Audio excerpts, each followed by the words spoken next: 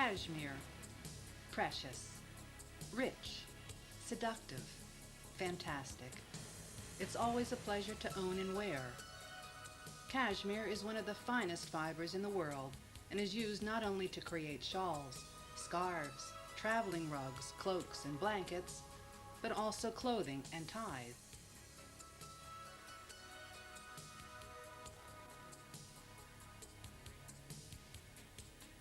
The woolen mill Lanificio Cesare Gatti has specialized in cashmere since 1948. The company buys the fiber from the areas where it is produced, and then with care worthy of true craftsmen spins it, weaves it, and dyes it at its factory at Camborsano, not far from Biella, in the north of Italy, with stunning results.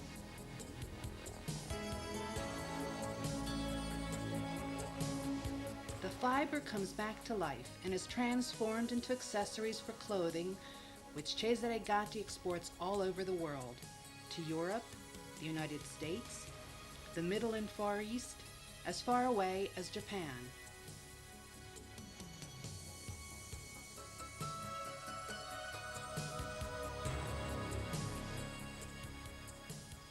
A passion for this particular fiber, together with the experience and creativeness of its staff, have proved to be a winning combination for this woolen mill, which can now also count on the contribution of the second generation of the family.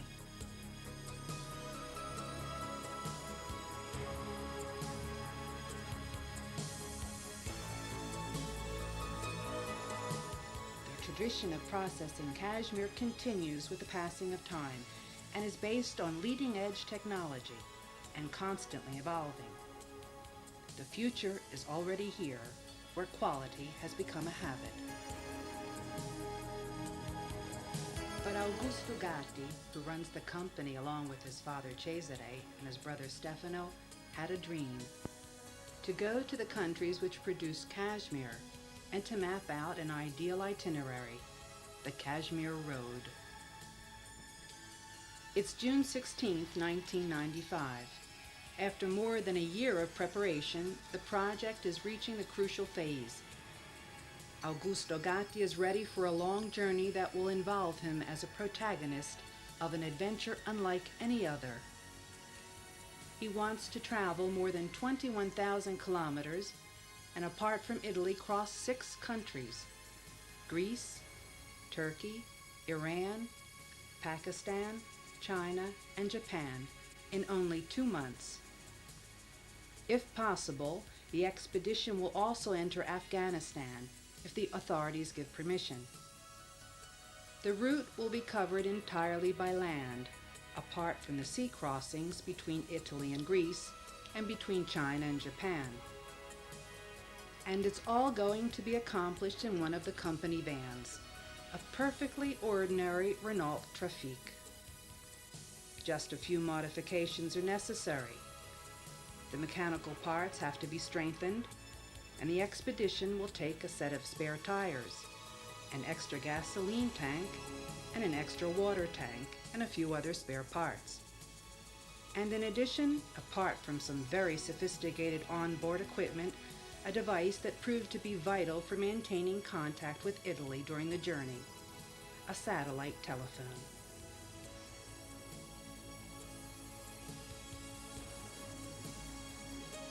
Augusto Gatti's daughter, Cristina, takes this opportunity to wish her father a safe and successful journey with an expression taken from Bertolt Brecht.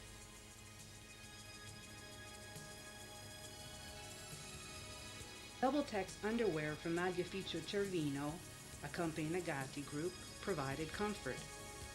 Wool on the outside, cotton on the inside, it was indispensable in the varied climatic zones found along the journey. A journey lasting 58 days that Augusto Gatti made with Maurizio Rosazzamina, a trip that was difficult and dangerous at times. Day after day, the protagonists had to cope with many unknown factors as they gradually made their way through the various countries that lay along the route. Europa, the most famous of the sanctuaries situated in the Biella area where the van was blessed.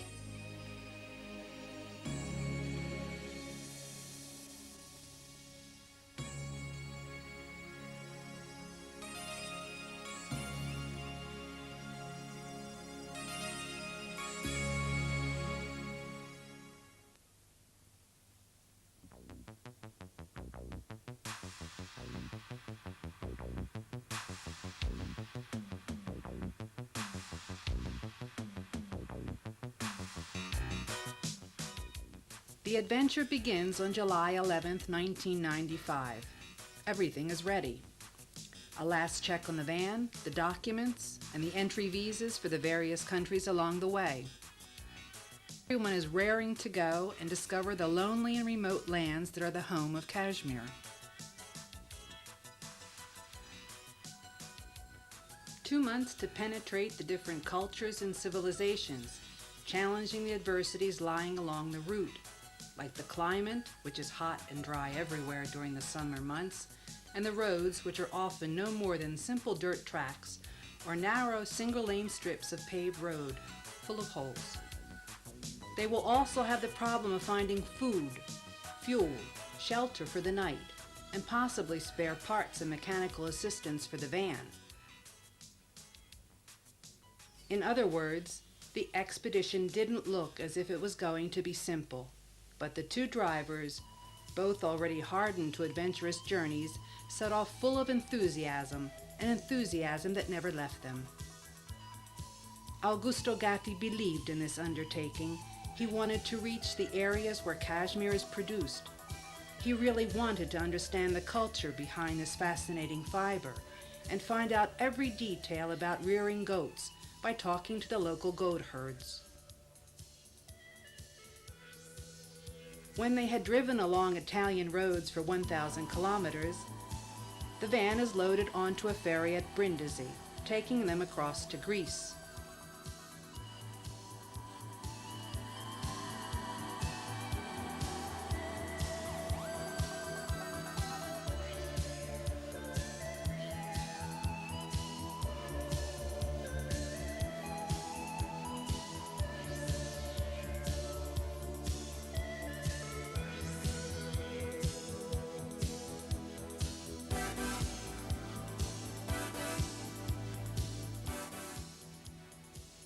The weather is splendid, the sea is calm, and the next day they disembarked at the port of Igoumenitsa. The real journey was about to begin.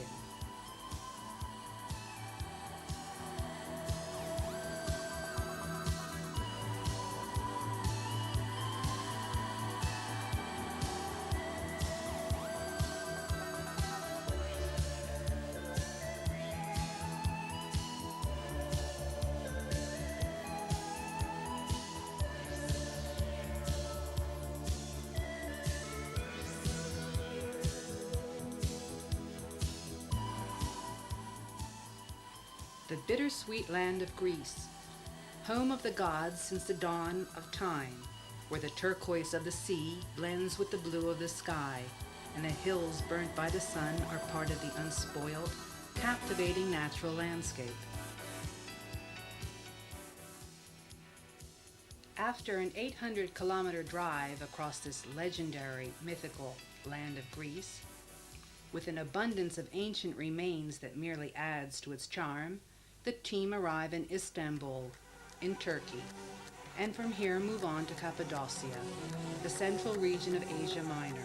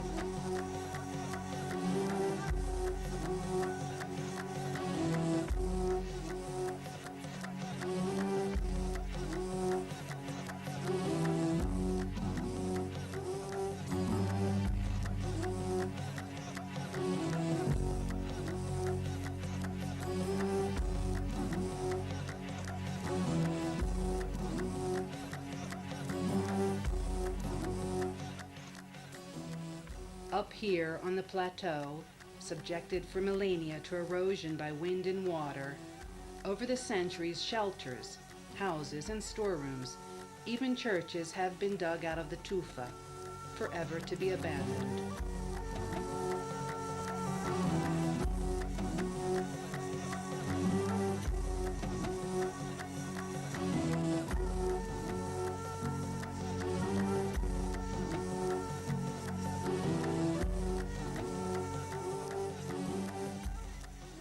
The history of this place is fascinating. Once occupied by the Hittites and the Persians, and a Roman province under Tiberius, for thousands of years it has always been an area of great commercial activity.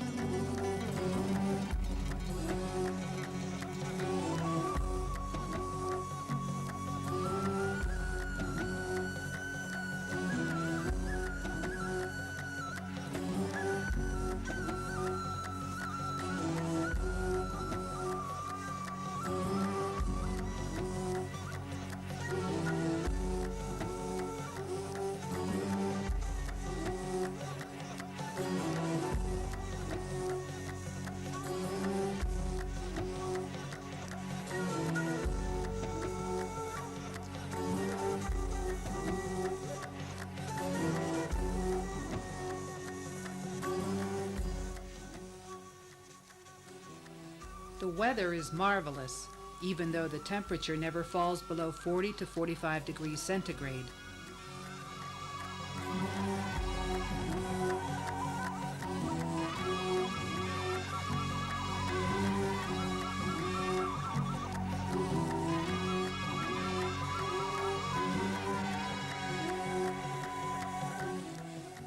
And the journey continues toward Iran.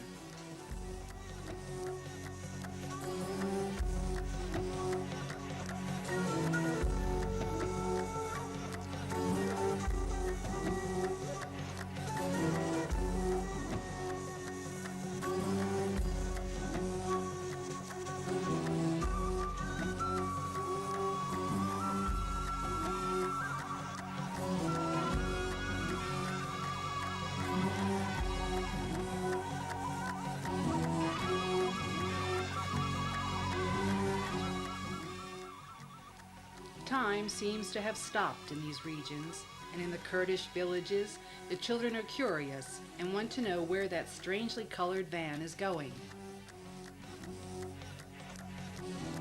After more than 2,000 kilometers and 4 days spent traveling across Turkey, they pass under Mount Ararat, 5,122 meters high, and the journey continues in the direction of the city of Erzurum.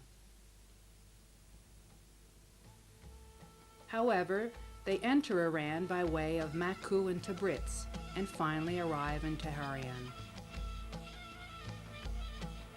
Majestic, albeit scorching hot, the Iranian capital manifests itself in all its beauty. A beauty which shines in the modern mosque dedicated to Imam Khomeini, built above the site of his tomb. A place of prayer, but also a meeting place where Iranian men can also experience a luxury of air conditioning.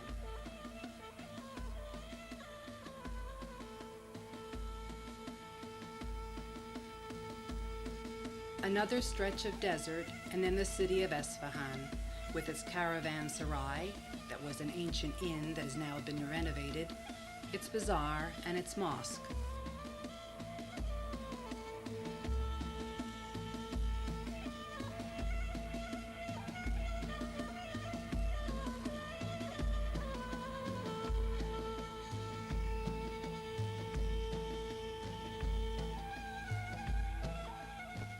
Magical Iran, where religion spans time and where every activity uses rituals unchanged for many centuries.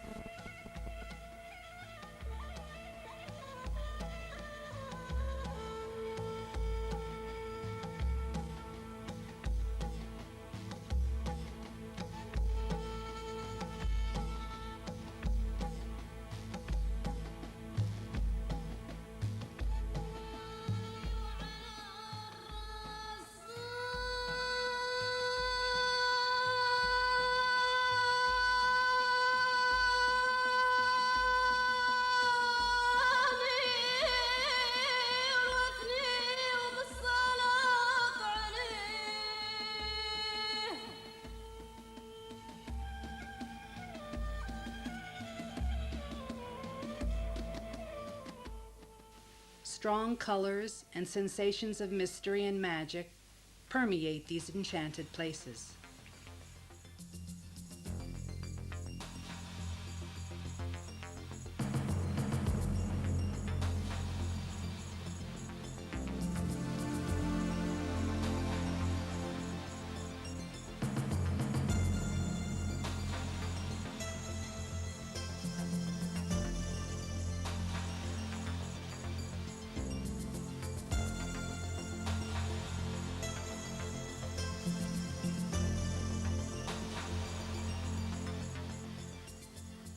At Yazd, a colorful majolica dome rises above the mosque and the town.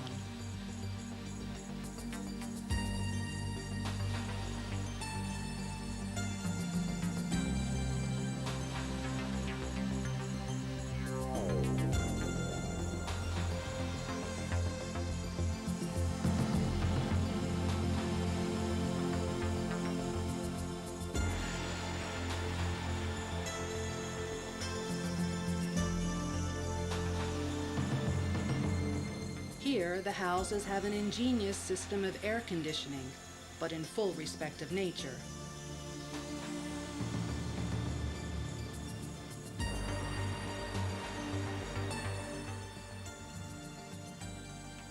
The hot air rises and disperses by means of special chimneys, leaving more acceptable temperatures in the rooms than the 45 degrees which prevail outside day and night.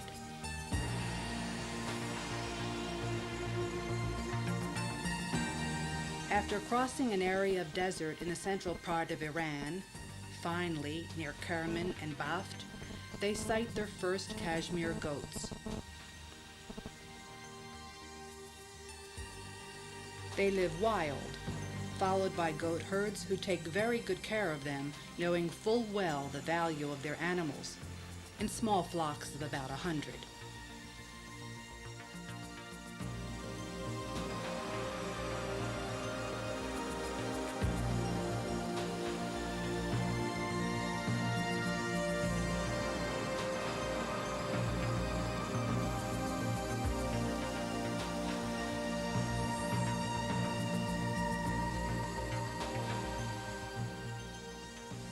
Lunch, consisting of dates and ricotta cheese, and then they're on their way.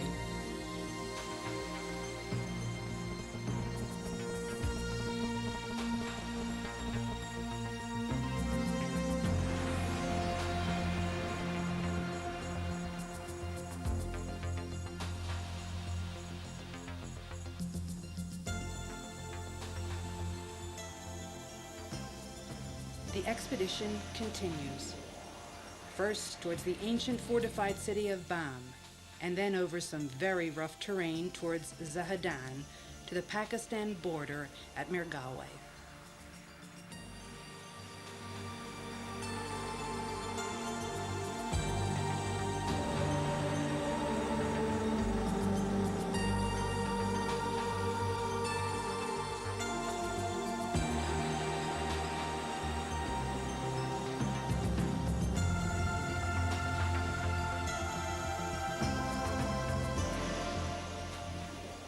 It has taken 8 days to drive the 3,600 kilometers across Iran, and it's going to take another 9 to make the 3,000-kilometer drive through Pakistan.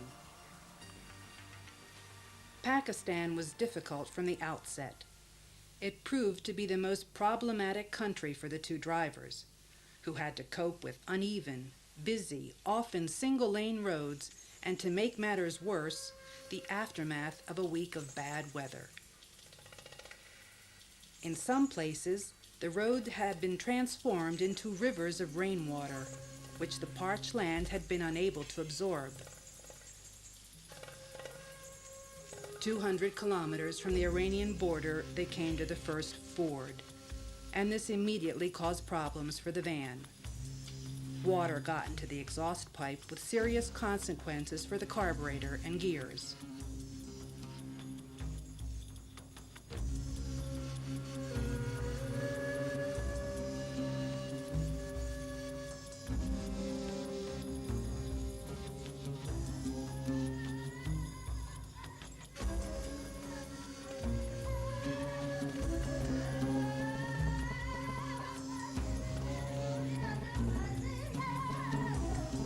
the city of Quetta, another Ford again put the van and its engine to the test. This time, fortunately, without serious mishaps.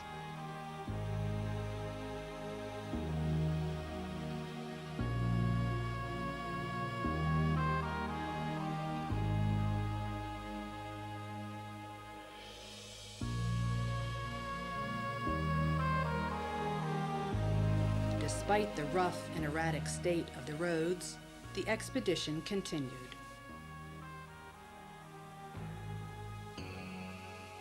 The many armed men the drivers encountered along the road in the area of Baluchistan created no problems, even at night.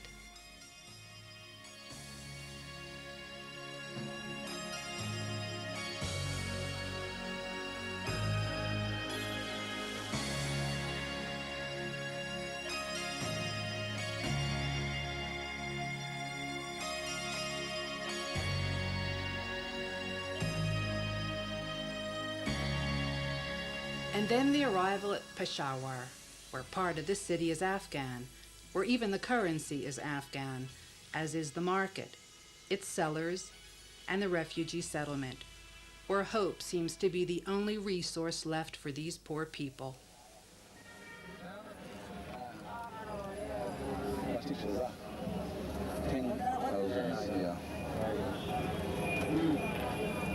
Very good. And this is for the woman you can use. You have a wife to buy one?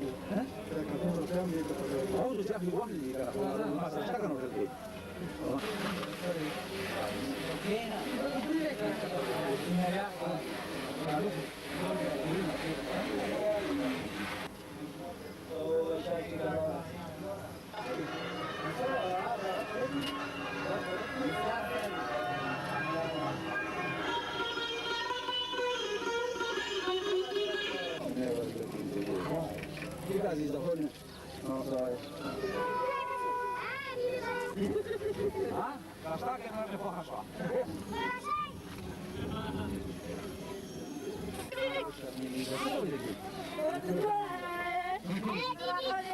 Come in, please. I told you there's a thousand children will be coming to you now.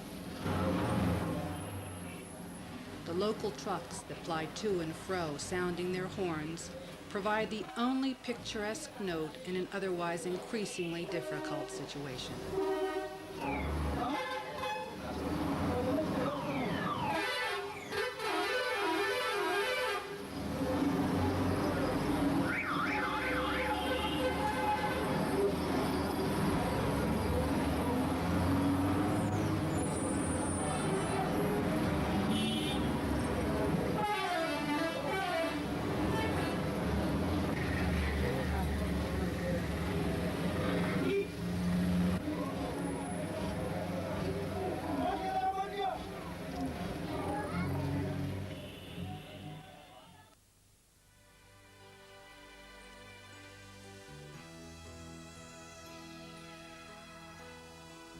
Unfortunately, entering Afghanistan through the Khyber Pass as planned had proved impossible. In fact, the Pakistani authorities had forbidden access for political reasons, and because of security, even our two drivers had to abandon their plan. But by now, they were nearing the border with China and the famous Kunjarab Pass.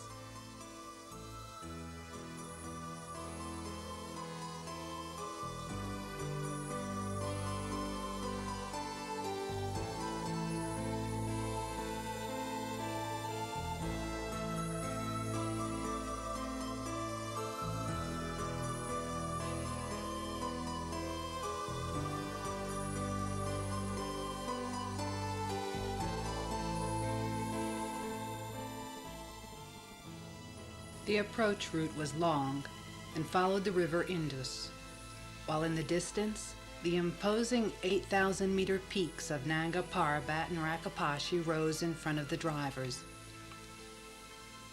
This is the Karakoram Highway, and the van had to struggle up towards the pass on account of the usual problems with the carburetor, aggravated by the poor quality of the fuel. This is the land that the British used to call the Northwest Frontier, long the scene of wars and battles.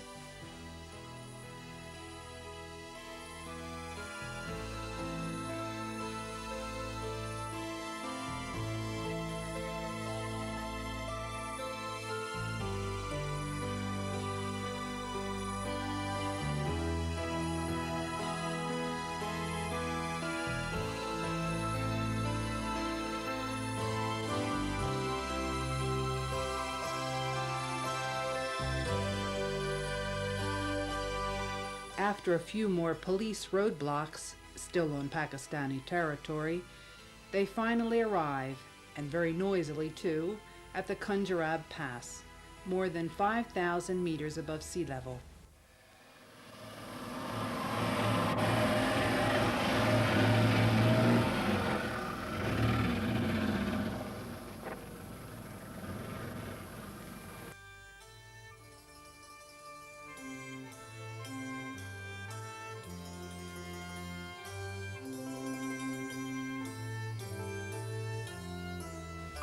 This is also the location of the first Chinese roadblock, a sort of wagon where the two drivers also spent the night. At this point, as they enter China, they are halfway along the Cashmere Road. They still have 7,000 kilometers to travel across China and a further 1,000 in Japan, and it's August 2nd.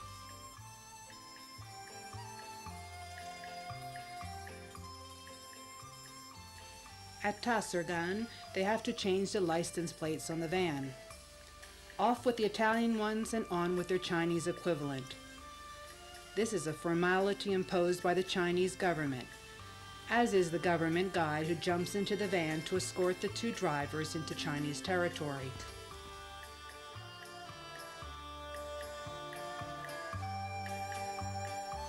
In the Sinyong Yugar, they meet another flock of Cashmere goats. Near the lake of the Mustagata mountain chain, the Mongolian goat herds, who are a minority in this area, live in the typical round Mongolian tents called yurts. Again, the goats are very fine examples of the breed and are well cared for.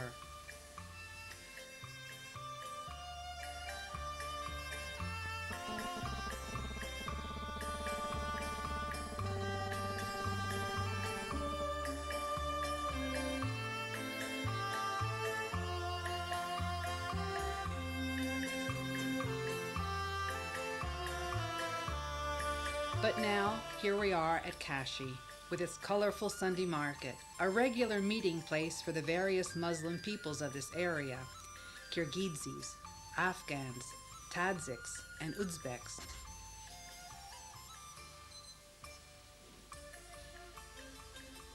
This place becomes a compulsory stop for selling vegetables, live animals, meat, and objects of all kinds, including china, cutlery, and leather goods. It's a place where people can meet, have a chat, and something to eat.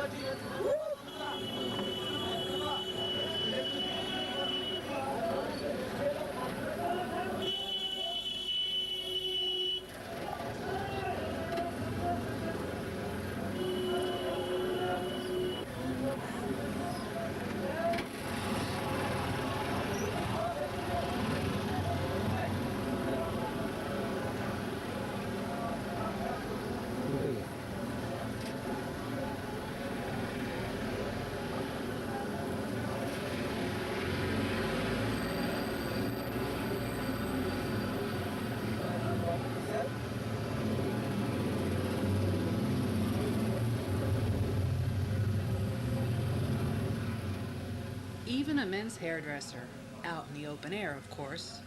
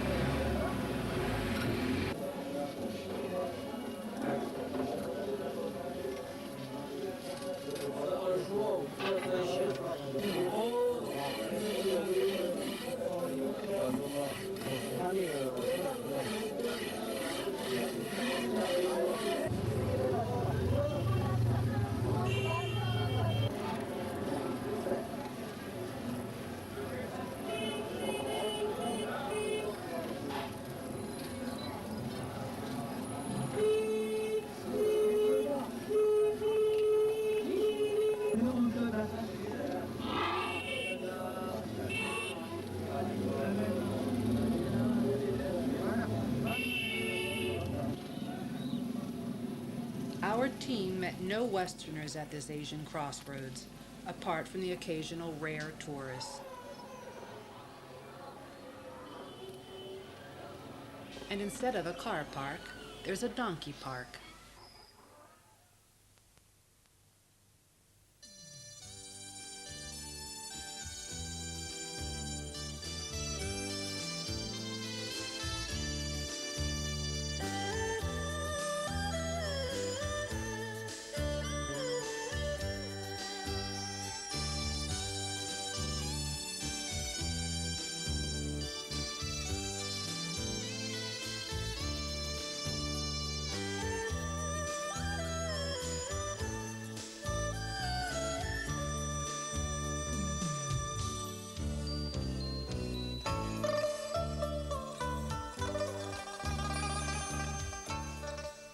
More desert in the area around Turpan, until they reach the splendid oasis of Mingshoshan, with its lake, its temple, and the chance to climb up the surrounding sand dunes and slide down to the bottom on a sort of sled.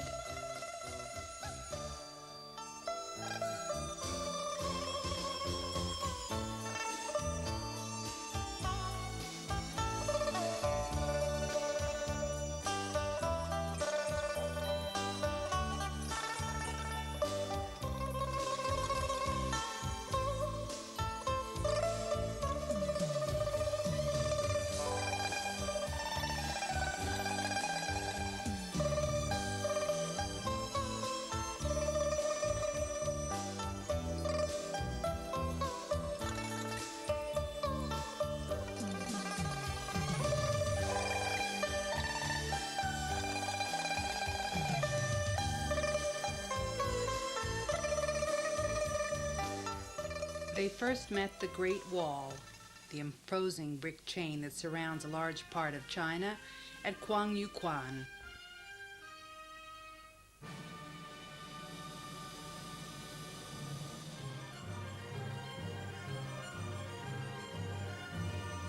They came to the Yellow River at Chapotou, at the edge of the desert, where there is a program to try and control and halt the process of desertification.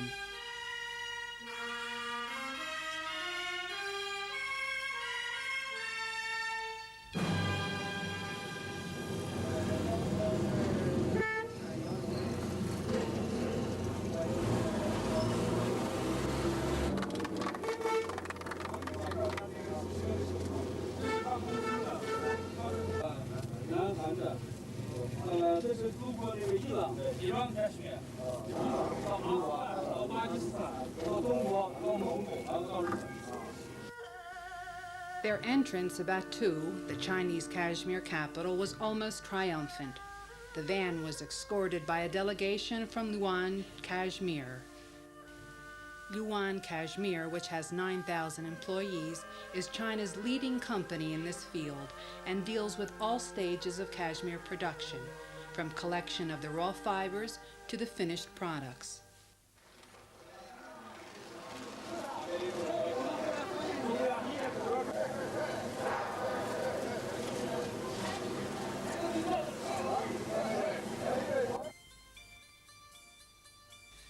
A banner of welcome to the conquerors of the Cashmere Road dominated the celebrations at Batu for the two drivers, regarded as the protagonists of an enterprise that the Chinese also considered to be important from the point of view of promoting the fiber worldwide.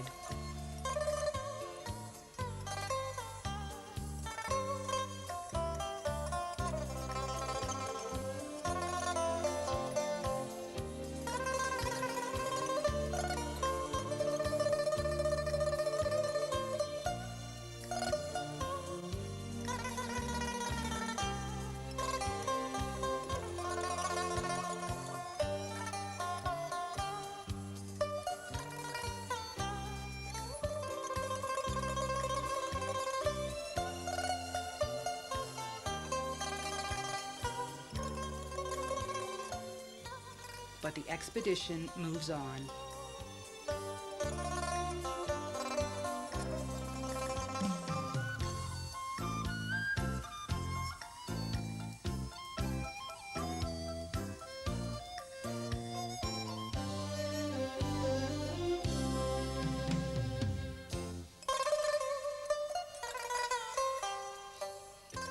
Near Hue Hot, they meet the first Chinese temples and a yurt that has been converted into a little restaurant.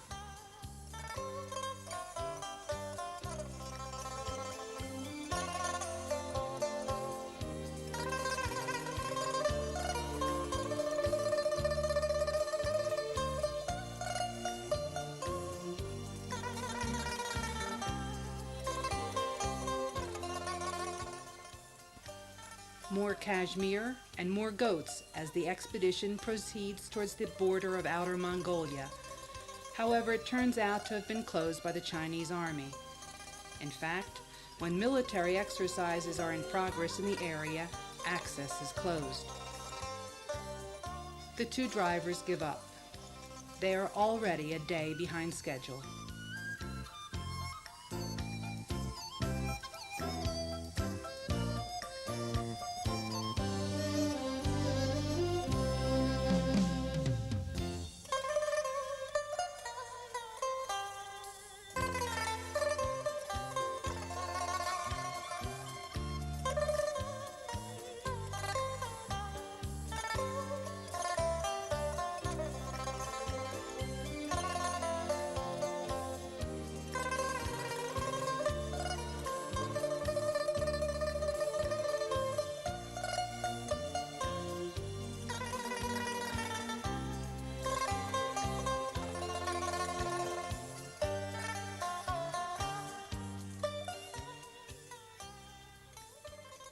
At Dotong, an enchanting Buddhist temple hundreds of years old, has been carved out of the rock of the mountain.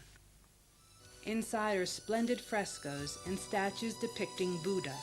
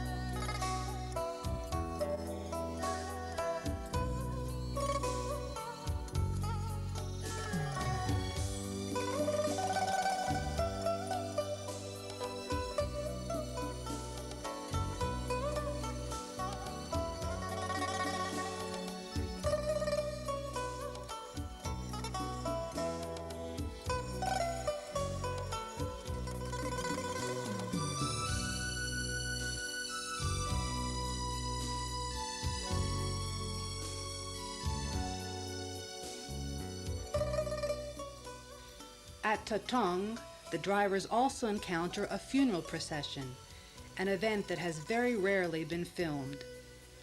A group of men carry the coffin by hand, complete with canopy.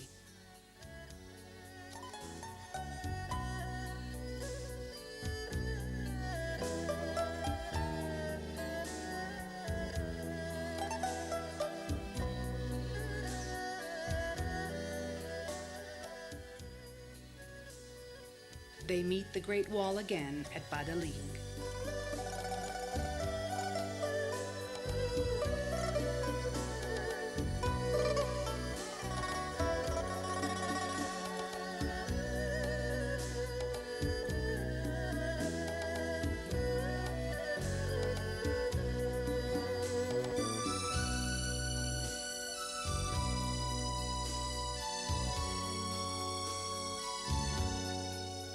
Here are the famous stone statues of animals guarding the Ming tombs.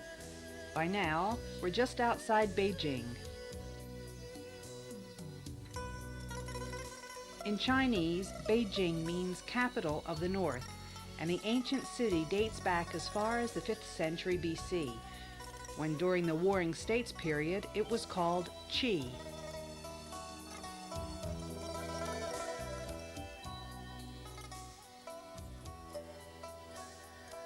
History and legend, past and present, merge in this modern city, where the great, spectacular memories of the past still dominate. Tradition and culture provide a background to every activity, even the work of the craftsmen, whose ancient processes have remained unchanged for hundreds of years. Take these bronze vases, which have had tessari applied to the outside, and even the pottery, tiny masterpieces, monuments to patience, extraordinary for their shapes and strange designs.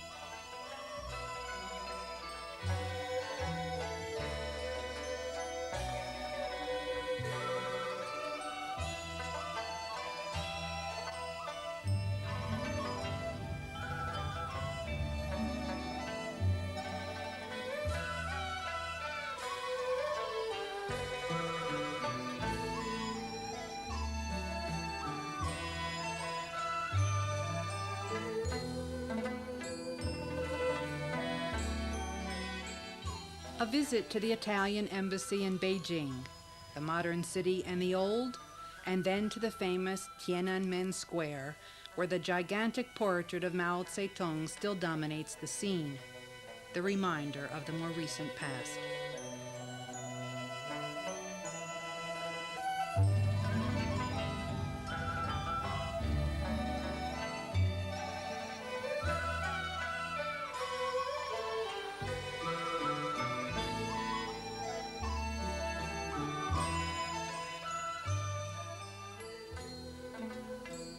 In Beijing, the expedition was welcomed even more enthusiastically by a trading company that has commercial dealings with the Cashmere Gatti woolen mill for the import of cashmere.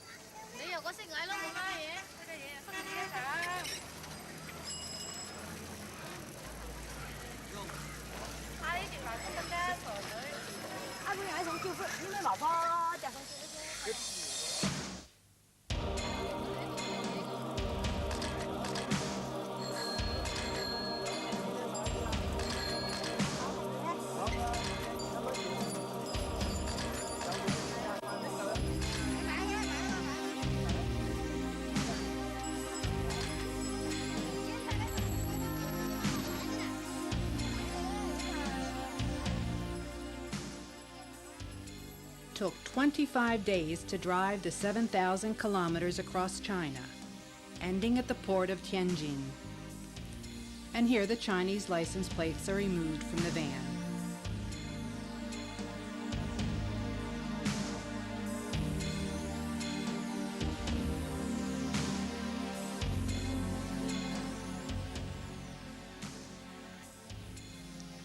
Everything is going well, and there are no problems during the 2,000-kilometer crossing of the sea that separates Tianjin from the port of Kobe in Japan.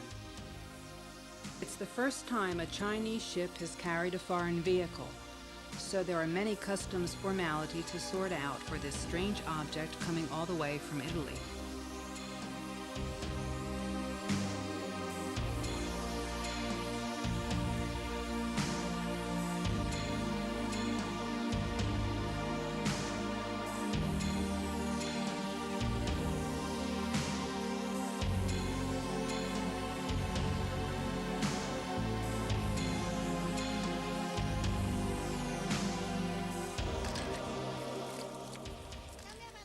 It's almost over. The end of the Cashmere Road is in sight. Now there are only a few days left to drive the last 1,000 kilometers through Japan.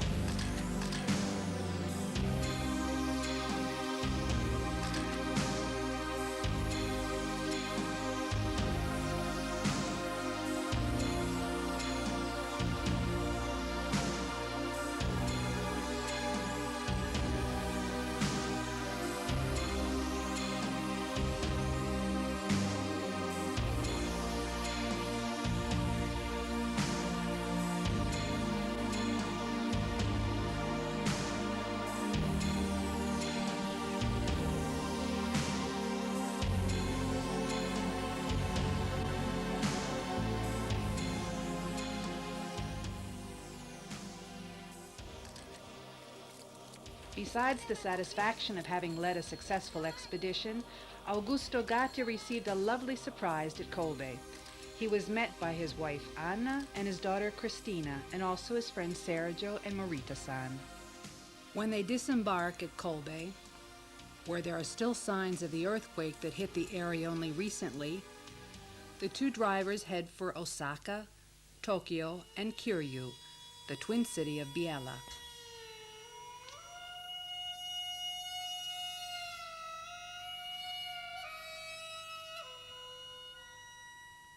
Here, the two protagonists delivered a message of greetings to Mayor Shigeru Hino from the mayor of Biella, Gianluca Susta.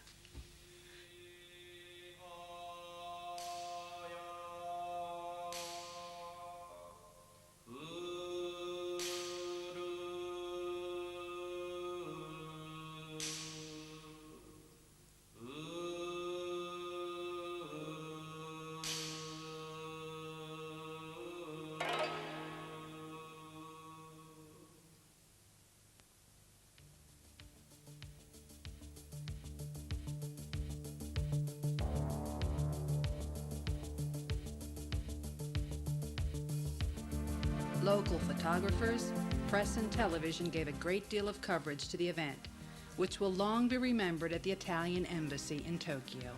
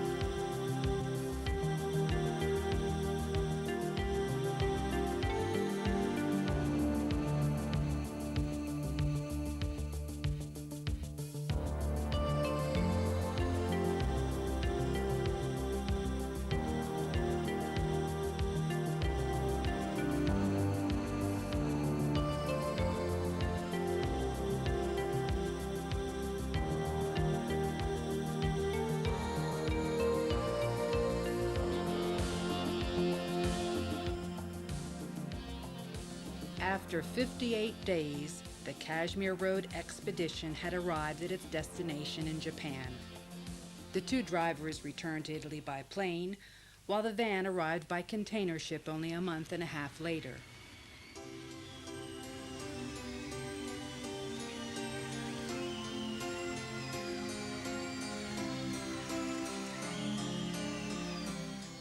Augusto Gatti and Maurizio Rosazza have lost a few kilos, but they achieved what they set out to do.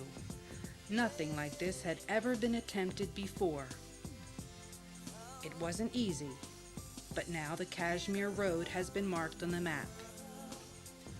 Long and arduous though it was, the enterprise was a resounding success. And to the question, would you do it again? Augusto Gatti's answer is clear. To repeat the same journey would make no sense, but who knows where it might lead me in the future.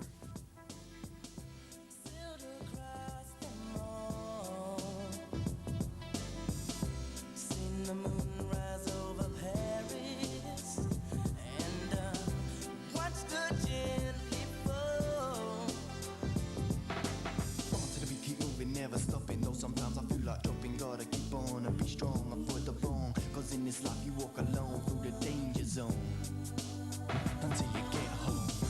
Been around the world, but there's no place like home. Oh baby. Been around the world, but there's no place like home. Oh baby.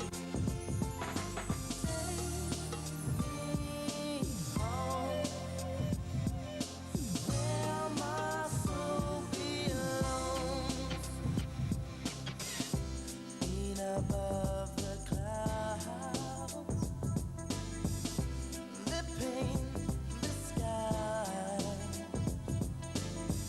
stood below the cosmos, and I wondered on why.